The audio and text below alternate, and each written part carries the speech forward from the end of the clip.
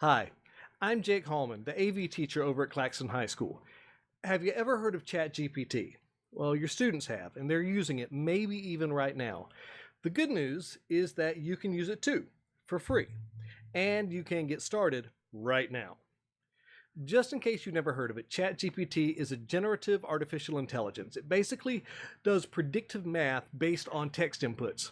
What that means is that you can type to it like it was a person, and it'll carry out your request to the best of its ability. As a teacher, it means you just got your own personal assistant to take care of some of the busy work. It helps me make lesson plans, create handouts, build presentations, compensate for different types of learners, and even act as a personal tutor for students who need extra help. I also use it a lot in my day-to-day life just to make things easier. And it's free. I think I mentioned that already. If you really like it, there's a $20 a month paid version with a few extra features and a more updated brain. To get started, pause this video and go here.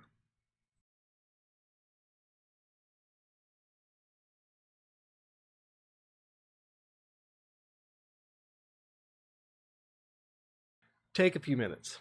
It isn't Google. You can make very specific requests and it'll do its best to help you out. Go ahead, play a bit, pause the video again. I'll wait. You've been giving ChatGPT what are called prompts. The quality of what it gives you is directly related to the quality of the prompt you give it. ChatGPT may seem like a magical genie, but until you learn good prompting habits, you're keeping it in the lamp.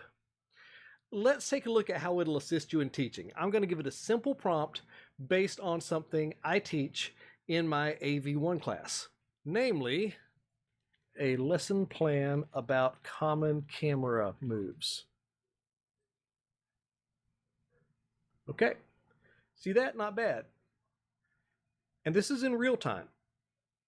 This is not sped up. All right, so sometimes it will stop. You can just type, please continue, and it will happily continue. Okay, not bad. That's, again, solid starting point, something I can build on, but we can make it even better with a better prompt. So let's go with write a lesson plan about common camera moves aimed at high school students. Okay. And I'll include copies of what it's kicking out so you can take a look. But this is, again, great. It's a little bit different, a little bit more specific, and we're getting there. Please continue. All right. Nice. We'll add some more. Right, I can type, y'all. A lesson plan about common camera moves aimed at high school students. Include fun physical activities to reinforce the learning. Oh, now we're cooking.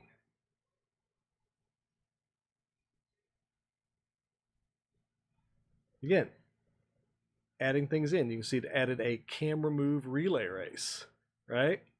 Pretty awesome. Please continue. You actually don't have to type in the please. It's so much like interacting with an assistant that I can't help myself personally. But you're starting to get to the idea. So you can be absurdly detailed with your requests, and ChatGPT will do its level best to meet your demands and usually do so better than you thought it could. So let's take this a few steps forward now. We're going to look at one of my typical prompts. I will copy and paste it in and set it going. So the prompt that it's working on is write me 3 days of lesson plans for a high school AV class about common video camera moves. Include fun physical activities to reinforce the learning. Divide each lesson plan into the following sections: standards, learning target, opening 10% of period, work session 80% of period, closing 10% of period, differentiation, evaluation of mastery evidence of learning.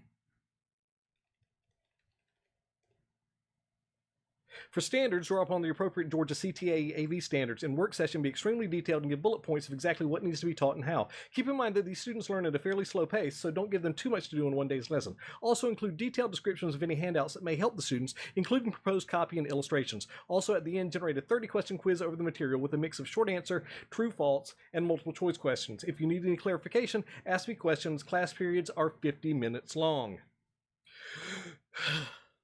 That's nuts, right? But as you can see with what it just did, the more specific you get, the better a result you can get. Okay? Now, sometimes it can skip out on parts of the request, such as expand those lessons into 3 days of lesson plans.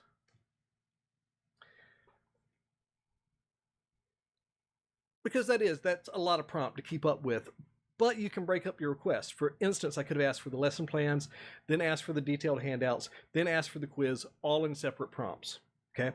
And if you don't want to type out a super long prompt, well, you can always make a Google Doc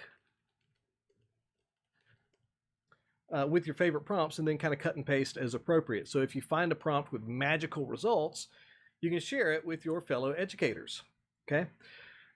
Have fun, experiment. It does not cost you anything to play around with the capabilities of ChatGPT. So in addition to all these wonderful applications, ChatGPT can also be a great tool for student engagement. You can think of it like a way to gamify learning. For instance, students can use it to create their own short stories, dialogues in a foreign language. It can generate interactive quizzes or trivia questions on a specific topic. It can even help students brainstorm for a group project, okay? We've done that in my class several times. Another great use is for professional development. Teachers like us can use ChatGPT to stay up to date on the latest strategies and trends in education, or to get ideas for integrating tech like ChatGPT into the classroom. And then there's also communication. ChatGPT will happily write that painful email to parents or colleagues. It'll write newsletters. It'll even generate comments for report cards. So don't limit yourself to just lesson planning and creating handouts. The possibilities are absolutely endless with ChatGPT, and it's all about finding creative ways to use the tool, not only to enhance your teaching, but also to make your life a little easier.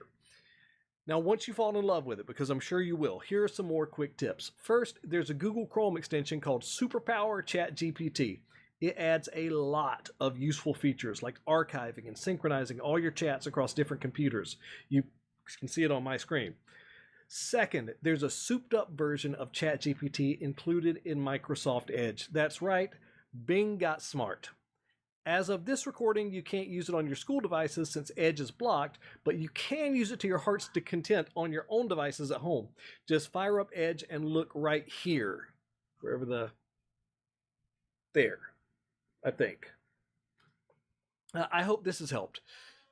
Don't get me wrong, you can get overwhelmed by the technology, but don't get overwhelmed by the technology.